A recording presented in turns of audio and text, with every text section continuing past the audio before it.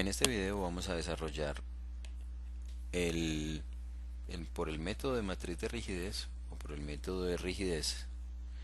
Vamos a encontrar la matriz de rigidez de un elemento. Entonces, este sería como el paso a seguir: la derivación de la matriz de rigidez.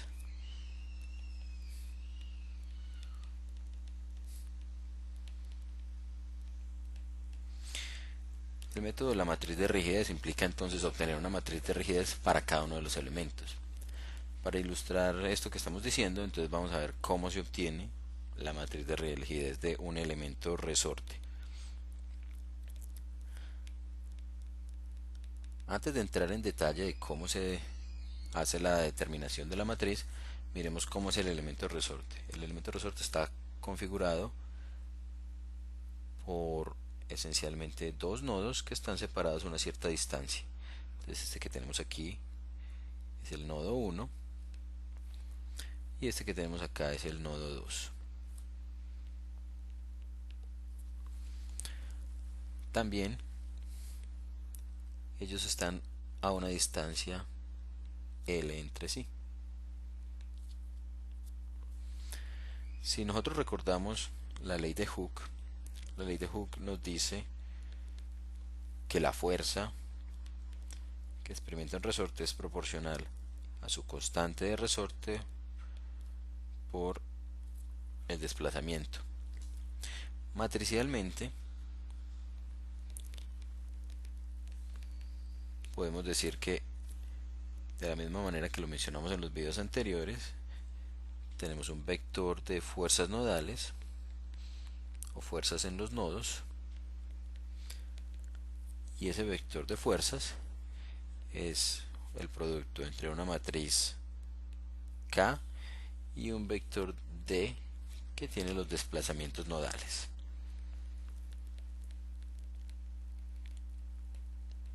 Esta matriz K es la que conocemos como la matriz de rigidez. El elemento resorte tiene una característica, es que únicamente es capaz de soportar fuerzas en la dirección en la que está ubicada el resorte. Entonces, si nosotros tenemos el resorte de esta manera,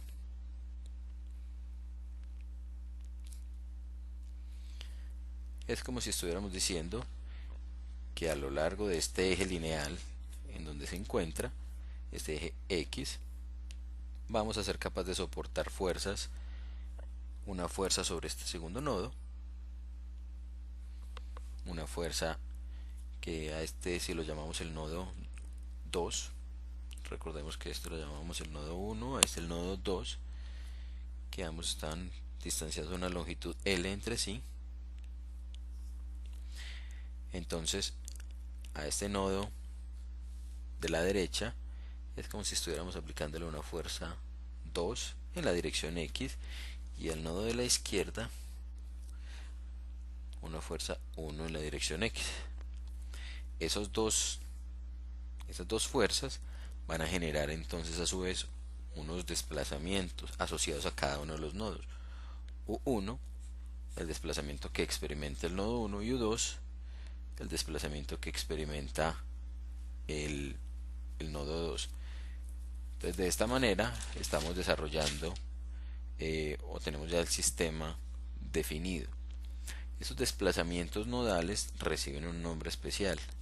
Entonces, los desplazamientos de cada nodo reciben el nombre de grados de libertad.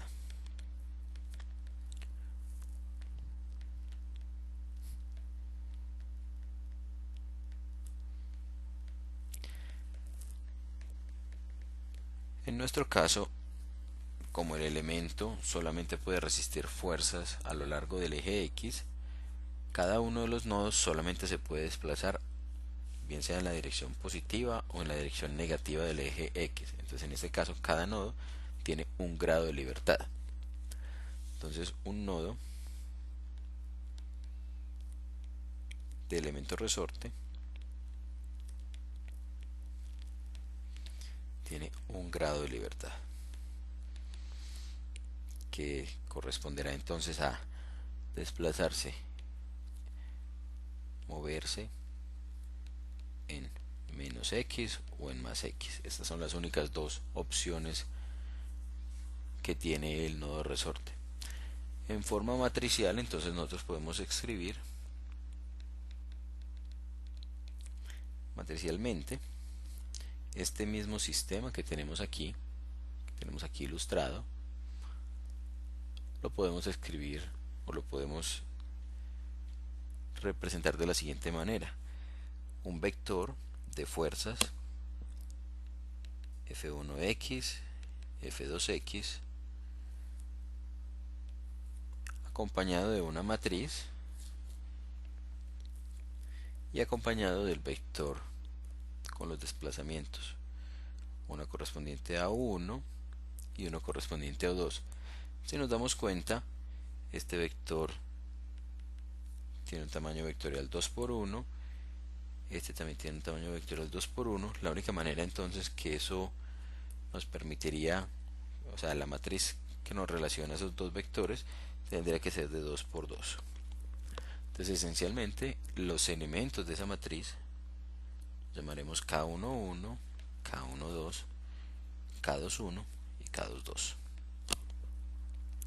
Estos coeficientes K y J son en nuestro momento lo que queremos conocer. La incógnita por el momento. Recuerden que lo que queremos hacer acá es determinar cuál es esa matriz de rigidez. No queremos resolver el sistema por ahora. Cuando ya vamos a resolver un sistema por el método de los elementos finitos, lo que esencialmente nosotros hacemos es partir de que conocemos la matriz de rigidez. Entonces, los pasos que con los cuales vamos a determinar estos coeficientes son similares a los que describimos o los que se utilizan para cualquier otra matriz de rigidez de elementos que sean de un orden mayor. Entonces arranquemos. El primer paso. ¿En qué consiste ese primer paso? Pues vamos a definir ese elemento resorte. Ese elemento resorte va entonces a tener su primer nodo, un cierto tamaño, su segundo nodo, esos dos nodos están separados a una distancia L. Este sería el resorte en su longitud inicial y estado natural, y está acompañado por una constante de resorte K.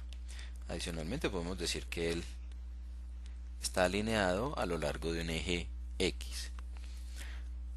Si a ese resorte nosotros le aplicamos unas fuerzas, el resorte va a modificarse. El resorte, por ejemplo, entonces puede llegar a este estado en el cual el nodo 1 se desplazó a esta nueva posición. El resorte, digamos que se pudo haber elongado. El nodo 2 llegó a esta nueva posición, y esto fue por efecto de unas fuerzas que estuvieron siendo aplicadas en los extremos, digamos, fuerzas T. Recuerden que las fuerzas tienen que estar también orientadas en la dirección del eje X. Las fuerzas no pueden actuar en dirección perpendicular o en ninguna otra dirección. Ese resorte entonces, ya ahora con nuestra nueva longitud, ¿qué fue lo que sucedió? Que este elemento de acá, o este nodo del lado izquierdo, tuvo un desplazamiento U1, y el nodo del lado derecho también tiene un cierto desplazamiento U2. Como el elemento es lineal, entonces este elemento es lineal.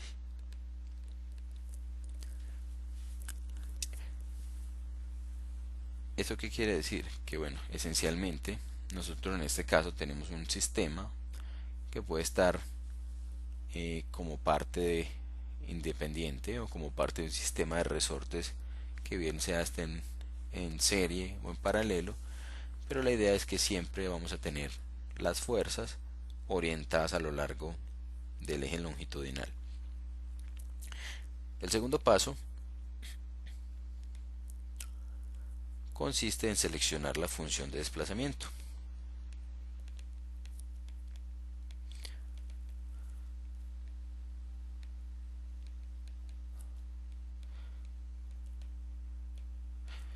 Esencialmente, seleccionar la función de desplazamiento consiste en escoger cuál es esa función matemática que nos va a ayudar a describir la forma del elemento deformado debido a las fuerzas que están aplicadas en él. Entonces, acá tenemos solamente los grados de libertad U1 y U2 para cada uno de los nodos y están a lo largo del eje X. Eso ya lo sabemos. Entonces, los grados de libertad U1 y U2 solo en el eje X.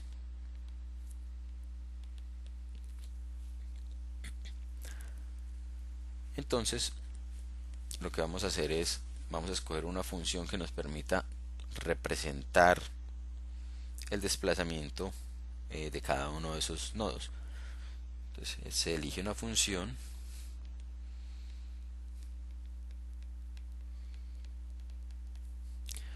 que nos permita representar o que represente el desplazamiento axial de cada nodo.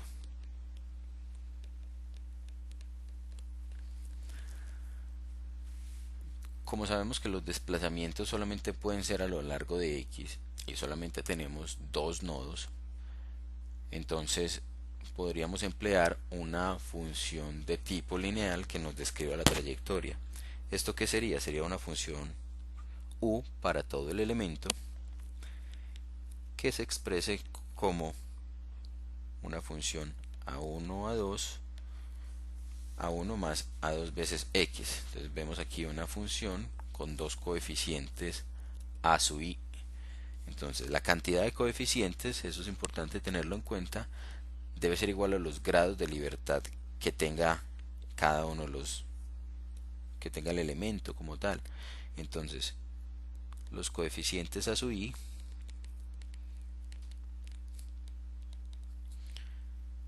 deben ser igual en número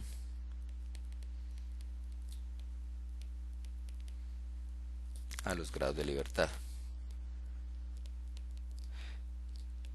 Entonces, por ejemplo, acá tenemos, como lo mencionamos anteriormente, un elemento que es lineal, y eso es importante porque entonces podemos describir esto por medio de esta función lineal de desplazamiento. En forma matricial, esa función se puede expresar de esta manera. Yo puedo expresar U como el vector 1 X, un vector horizontal que me está multiplicando a los coeficientes A1 y A2. ¿Qué es lo que esencialmente nos está diciendo esa función lineal? O sea, prácticamente, ¿qué es lo que nos permite representar? Pues que si teníamos un resorte que tenía esa configuración inicial, esa longitud L,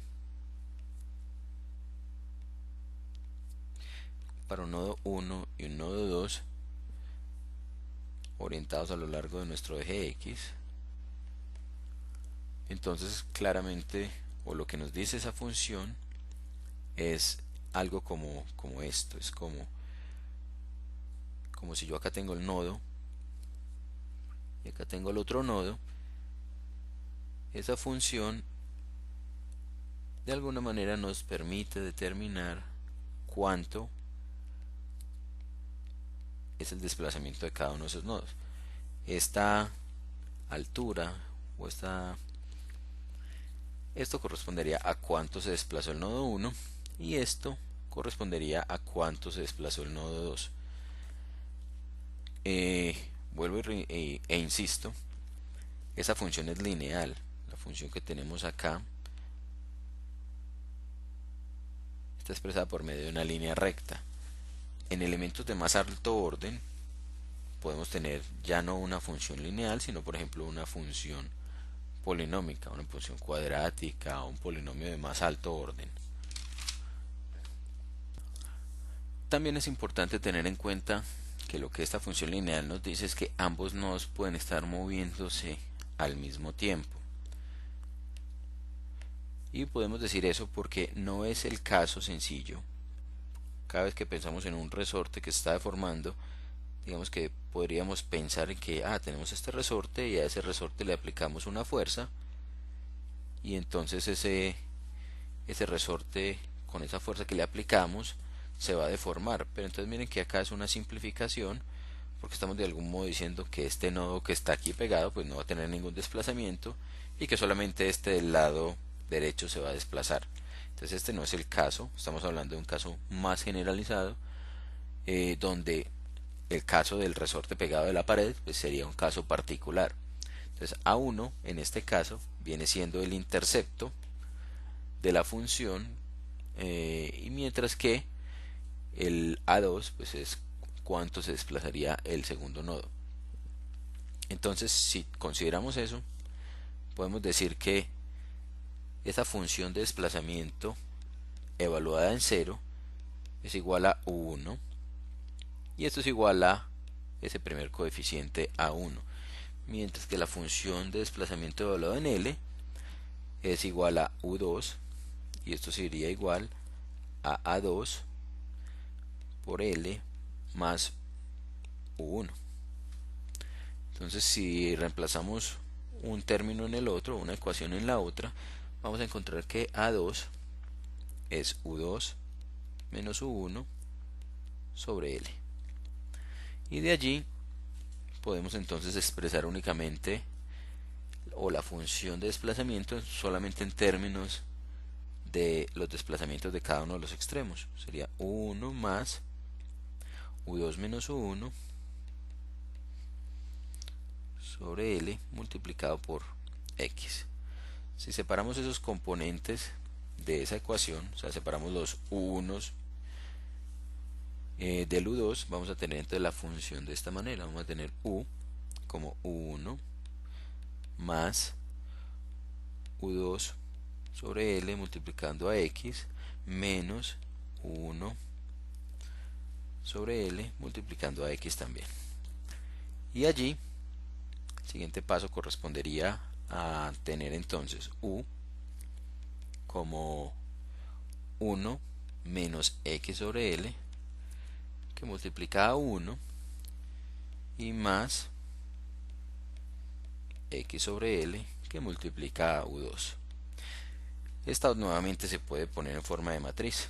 Entonces en forma de matriz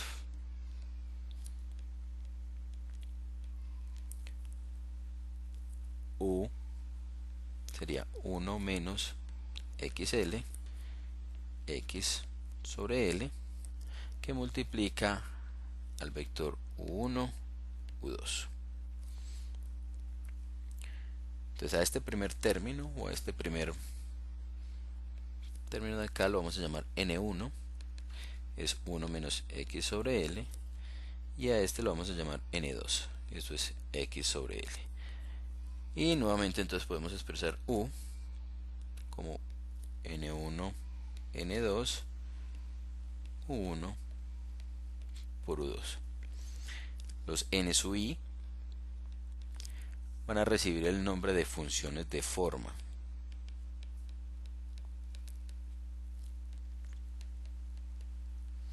Una característica importante es que la posición de cada nodo, en la posición de cada nodo, la función de forma que corresponde va a valer 1, mientras que la otra va a valer 0.